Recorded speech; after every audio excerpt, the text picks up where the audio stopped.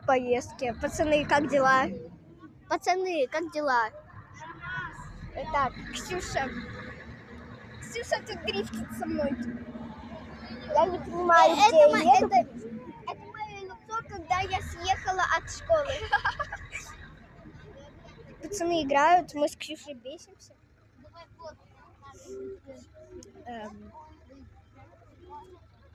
Мне страшно. А мне никогда не знаю, я тебе учительница. Мы хоть один час. Да. Либо пить хотим. А вода у тебя с собой есть? Нет. У меня есть. Давай я покажу свой Быстрее, время осталось. свой рюкзак-чек. Рюкзак-чекс. Русский язык.